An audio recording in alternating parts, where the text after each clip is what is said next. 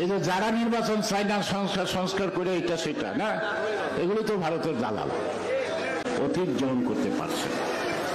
আপনাদের নেতৃত্বের প্রতি আমার এই আস্থা, এই বিশ্বাস আমি আজকের এই কেন্দ্রীয় নেতৃবৃন্দের সামনেই বললাম। জনাব সালাউদ্দিন অনেক অসুবিধা আসছে, আমি কোনো কষ্ট করে আসি না, তার মতে আমি একজন আসছি। যাই হোক, আমাদের নেতৃবৃন্দের কথা শুনছেন।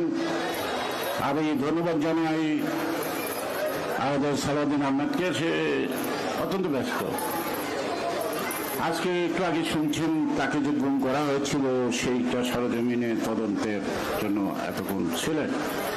সে আগাগোড়াই বলছে যে আমার কিন্তু যেতে কোন সময় যাব ঠিক নেই, তারপরেও সে আসছে। এই জন্য আমরা যারা নির্বাসী অত্যন্ত গর্বিত এবং তাকে আন্তরিকভাবে ধন্যবাদ জানাই। এখানে হাবিবুল মোর্শেদ যা বলেছেন তারপরে বোঝার কারো কিছু বলার থাকে না। আজিজুল বাড়িও ভালো, তারাও এই সংস্কার সংস্কার সংস্কার শব্দের উপরে অনেক ব্যাখ্যা দিয়েছেন, প্রতিদিন ব্যাখ্যা শুনেন, আমিও শুনি। সংস্কার বিএনপি মানে, বিএনপি কোনো কুসংস্কার মানে না। সুতরাং সংস্কারের নামে কোনো কুসংস্কারের মধ্যে দিয়ে জনগণের অধিকার যদি ভুলণ্ঠিত হয়, জনগণ যদি প্রতারিত হয়, সেক্ষেত্রে বিএনপির কোনো নেতা কর্মী ঘরে বসে থাকবে না, ছাড়ও দেবেন না। অনেকে অনেকভাবে পরিমাপ করেছেন। কতটি রাজনৈতিক দল আছে আমি বলতে পারবো না, নির্বাচন কমিশনও বলতে পারবে কিনা তাও জানি না। অর্থাৎ নিবন্ধিত অনিবন্ধিত। আমি জনগণের চোখে মুখের ভাষা যদি বুঝে থাকি, আমি চ্যালেঞ্জ করে বললাম বাংলাদেশের সকল রাজনৈতিক দল, আওয়ামী লীগ সহ যত রাজনৈতিক দল, আপনারা সবাই মিলে 300 আসনের 300টি প্রার্থী দেন। বিএনপি এককভাবে 300 প্রার্থী দেবে। দেখেন কয়টা ভাগ্যে জোটে, কয়টা ভাগ্যে জোটে দেখেন। কিন্তু কথা বলেন বড় লম্বা লম্বা। বিএনপি কিছুই করে নাই, বিএনপির কোনো সামর্থ্যই নাই। কেউ বলে একজনের তারা আরেকজনের আনুন না, তাহলে কি দেশটা এমনি চলবো? দেশে কি সরকার লাগবো না? আমরা তো 17 বছর নির্বাচন, সুষ্ঠুবাদ নির্বাচনের জন্য লড়াই করছি। তো সুতরাং আমরা খালি নির্বাচন চাই, এই কথাটা নতুন করে আসবে কেন? 17টা বৎসরে তো রক্ত ঝরছে, জান গেছে, প্রাণ গেছে, গুম হয়েছে। সন্তান হারা মায়ের থাকা চোখের জল দেখেছে, পিতৃ হারা ছোট ছোট শিশুদের চোখের জল দিয়ে লেখা হয়েছে অভ্যুত্থান। যাদের অবদান আছে তাদেরকে তো আগাগোড়া সম্মান করতে চাই। যদি সম্মান না রাখতে পারেন সেখানে তো আমাদের কিছু করার নাই। আমি কেন বলি, আমরা বলতে পারি না? সবকিছুতে আমি করছি, সবকিছুতে আমার এটা, সবকিছুতে আমার ওইটা। কেন বলতে পারি না? এটা আমাদের দেশ, আমাদের সমস্যা, আমাদের সমাধান আমাদেরকেই করতে হবে। আমি একা একা, তুমি একা একা, কেউ কিছু না। আজকে যারা আমরা ছাত্র আন্দোলন করছে 62 সাল থেকে মাত্র 63 বছর রাজনীতি এই আন্দোলনের মাঠে আছে। কিন্তু আমি মন্ত্রী হওয়ার আগে সচিবালয়ে চিনতাম না, ওই পাশ দিয়ে যাইতাম, কোনোদিন সচিবালয়ে ঢুকি না। তো লাভ দিয়ে আন্দোলন করে সচিবালয়ে ঢোকেন কেন? টিএন অফিসে জানতেন, ওসির কাছে জানতেন, এসিলেন্টের কাছে জানতেন। বৈষম্য বিরোধী ভালো তো, কিন্তু আপনারা যে বৈষম্য সৃষ্টি করতেছেন কারণটা কি?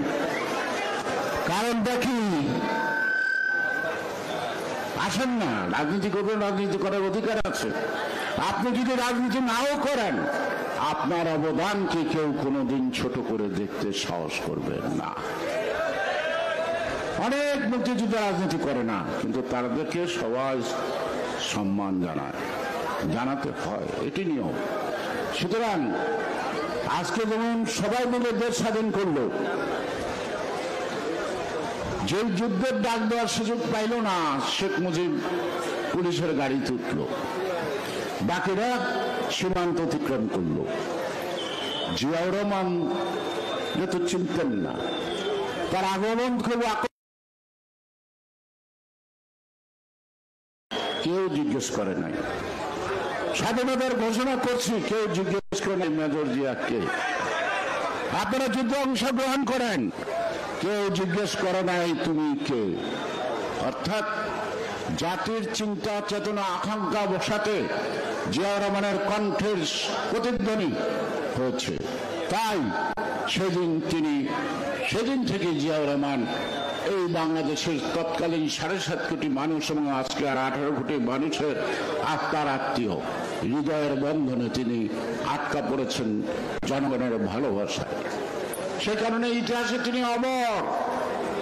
আরেকজন আমার এই বাপের স্বপ্ন দেখছে, আমার বাপে এইটা স্বপ্ন দেখছে, এই ফুটবল দেখছে, অনেক আশকার হয় নাই নাকি, যা দেখে সেটাই তার বাবার স্বপ্ন দেখছে।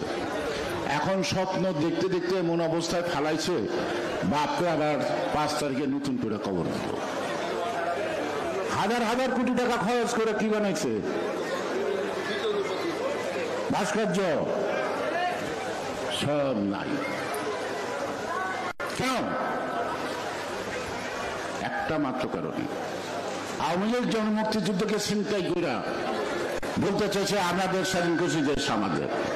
এই কারণ যদি বলতো দেশটা আমরা সবাই স্বাধীন করেছি, সবাই মিলে দেশটা গড়ব, তাহলে কিন্তু আজকে আওয়ামী লীগ এই দুর্দশায় পড়ে না।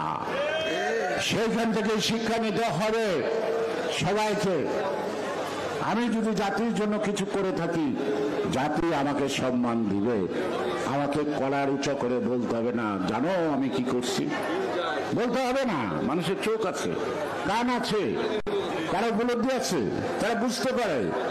সুতরাং জনগণের জন্য যারা করে তাদেরকে জনগণ মূল্য দেয়, তাদের থেকে মূল্য জোর করে আদায় করতে যায় তারাই হোঁচট খেয়ে মাটিতে পড়ে। আমি জাতীয় রাজনীতির কথা ভুলে গেছি, কারণ পৃথিবী বদলে গেছে। তুমি আমি একই আছে যা ছিলাম আগে। হাসিনা ঠিকই পালিয়ে গেছে, হাসিনার দল সাইঙ্গল ফাইঙ্গল সব জায়গায় কিন্তু অফিস আদালতে আছে। কি বিদ্যা পরিবর্তন করবেন? ঘুষ দুর্নীতি কি কমছে? ঘুষ দুর্নীতি কি কমছে না বাড়ছে? তাইলে আমি দুর্নীতির বিরুদ্ধে কিভাবে জিহাদ ঘোষণা করব? আর দুর্নীতিতে প্রাপ্ত অর্থ আমি কিভাবে আদায় করব?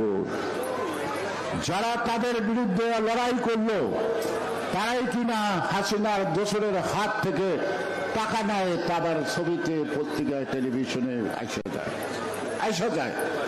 তাহলে লাভটা কি?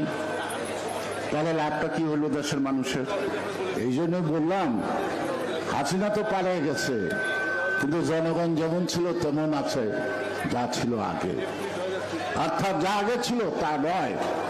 নতুন বাংলাদেশের নতুন স্বপ্ন নিয়ে সকলের অধিকার প্রতিষ্ঠিত করার সংগ্রামকে বিএনপি করে, বিএনপির নেত্রী খালেদা জিয়া করে এবং সক্রিয়ভাবে নেতৃত্ব দেয় ভারপ্রাপ্ত চেয়ারম্যান তারেক রহমান অনেক দূর থেকে। একসময় অনেক কথা বলতো, লন্ডনে মিশা উল্টে দিব।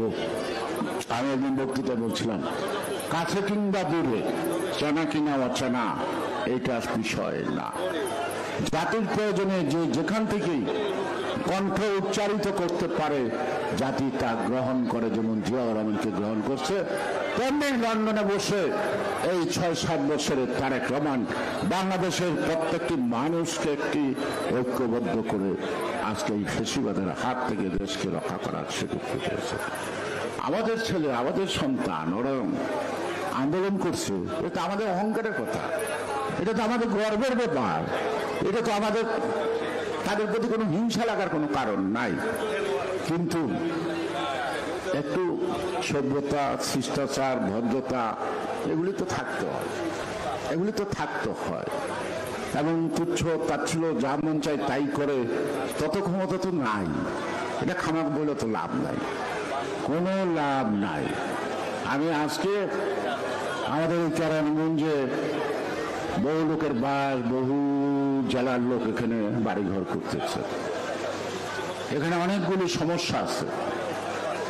যদি সামাজিক সমস্যা বলি, প্রথম সমস্যা হলো বাবার আড্ডা, মাদকের অত্যাচারের মানুষ আতঙ্কিত। আমাদের এই মাদকের বিরুদ্ধে লড়াই গড়ে তুলতে হবে। আমি এই মাঠে বলেছিলাম মাদক ব্যবসায়ীদের ভোট আমি চাই না। আমি এই মাঠে বলেছিলাম 8 সালে আমি ভূমিদস্যুদের ভোট চাই না। আমি বলেছিলাম অবৈধ অস্ত্রধারীদের ভোট আমি চাই না, তাদের ভোট আমি পাশও করতে চাই না। আমি আজকে আবার বলে যাচ্ছি, আমাদের ক্ষমতায় যাওয়ার চেয়ে বেশি দরকার এই কাজগুলো নিশ্চিত করা, মানুষের ঘুম শান্তি আনা। অপরিকল্পিত বাড়িঘর উঠছে, লাশ নামানোর রাস্তা নাই, ভালো একটা স্কুল কলেজ নাই এই দেশে, সবাই ঢাকায় যায় পড়তে। ঢাকায় ফ্ল্যাট বাড়ি করে যার সামর্থ্য আছে সেখানে এনে রাখে। সুতরাং এই কেরানীগঞ্জে আমাদের প্রাথমিক শিক্ষা পর্যন্ত থেকে আরম্ভ করে শেষ শিক্ষা পর্যন্ত প্রত্যেকটা শিক্ষা প্রতিষ্ঠানকে আধুনিকায়ন, যুগোপযোগী এবং গার্জিয়ান অভিভাবকরা যেন আস্থা পায় যে এখানে আমার সন্তানকে পড়াইলে সে ভালো রেজাল্ট করবে, সে যেন ভিকার উন্নয়ন না খোঁজে, সে যেন মানারত না খোঁজে, সে যেন আইডিয়াল স্কুল না খোঁজে, সেই কেরানীগঞ্জের মধ্যে যেন সেই স্কুল পায়। এই কাজটা আমাদেরকে করতে হবে যদি আমরা কেরানীগঞ্জের মঙ্গল চাই, উন্নতি চাই। সে কারণে আমাদের দীর্ঘ পরিকল্পনা আছে। আমি আজকে সময় অনেক কষ্ট করছেন, যারা আছে তারা অনেক কষ্ট করছে, তাই আমি ভবিষ্যতে আবার যখন মিটিং হবে আমি আপনাদের আমাদের এই অঞ্চলের অর্থাৎ এই যে 60টা না প্রায় আরো বেশি জনসভা নয়, সদাসরি সমাবেশে সাধারণ মানুষের মুখ থেকে যা শুনছি তার উপরে আমি আবার একটা পরিকল্পনা আছে। সেই পরিকল্পনাটা আমি সময় মতো আপনাদের সামনে হাজির করব। আমি চাই না ঢাকা জেলার হেডকোয়ার্টার ঢাকা শহরে থাকুক, ঢাকা জেলার ভিতরে আসুক ডিসি অফিস। আমি চাই না এসপি অফিস ঢাকায় থাকবে, এসপি অফিস আসতে হবে ঢাকা জেলার ভিতরে। অর্থাৎ ঢাকা জেলার যত সরকারি অফিস আছে সব অফিস আসতে হবে ঢাকা জেলার ভূখণ্ডের মধ্যে। এবং ঢাকা জেলা যে একটা স্বতন্ত্র জেলা, এই জেলার একটি হেডকোয়ার্টার, একটা জেলা কেন্দ্র আমাদেরকে গড়ে তুলতে হবে। সেই কারণেই এই 5টি আসনের যে কটি থানা আছে তার সাথে আমাদের সংযোগ যোগাযোগ, ওই যেখানে জেলার পরিকল্পনা হবে সেই সাথে এখনই মাস্টার প্ল্যান করতে হবে। 10 বছর 20 বছর লাগতে পারে, লাগুক, কিন্তু শুরুটা আমাদের করতে হবে। আমাদের কেরানীগঞ্জের উপরে ঢাকা শহরের 70% আমরা এখনো বাঙাল, আর বাইরে থেকে যারা ঢাকায় বাড়ি করছে তারা হলো ঢাকাইয়া। এই কেরানীগঞ্জ থানাটা টঙ্গী ছাড়া এই গুলশান, বনানী, ধানমন্ডি যত আছে এগুলো কিন্তু কেরানীগঞ্জ থানার অংশ। ঢাকার প্রথম থানা হলো কোতোয়ালি থানা, তারপরে রমনা থানা, সূত্রপুর থানা, আর বাকি এদিকটা যা হচ্ছে মোহাম্মদপুর থেকে আরম্ভ করে মিরপুর দিয়া আপনার তেজগাঁ উত্তরা যাখন একেবারে ইয়েতে যান, টঙ্গীতে যান, সিএস রেকর্ড কেরানীগঞ্জ। কিন্তু আমাদের কেরানীগঞ্জের মানুষকে কেরানীগঞ্জই বলে, এখনো আমাদেরকে সেই মর্যাদাটা দেয় না। সেই কারণেই আমরা অন্যখানে গিয়ে আর মর্যাদাবান হইতে চাই না, আমার এলাকায় আমরা রাজা হতে চাই, আমার এলাকা নিয়ে আমরা গর্ববোধ করতে চাই, ঠিক না? সেই জন্য আমাদের নির্বাচন দরকার। একটা নির্বাচিত সরকারের পক্ষেই একটা পরিকল্পনা করতে পারে, সেটা 1 মেয়াদও হবে না, 2 মেয়াদ 3 মেয়াদও লাগতে পারে, কিন্তু শুরুটা করতে হবে। আজকে এই যে প্রকল্প প্রণয়ন, এখনো কেরানীগঞ্জে কাজ করে গোপালগঞ্জের কন্ট্রাক্টর। কিন্তু আমরা কত ভদ্রলোক, কিচ্ছু বলি না। কিছু বলছি? কিচ্ছু বলি না। তাইলে গোপালগঞ্জের লোক যদি কেরানীগঞ্জে কাজ করে, তো সচিবালয় গোপালগঞ্জের লোক নাই, গোপালগঞ্জের অনুসারী নাই, শেখ হাসিনার অনুসারী নাই। কয়টার চাকরি গেছে? যায় নাই। এখন আমি একটু সাহস হয়ে এই জন্য কথা বলতে, সালাউদ্দিন আমাদের কথায় শিক্ষা আর স্বাস্থ্য দুইটা দখল করছে জামাত। ওখানে আর কারো কোনো ঠাই নেই,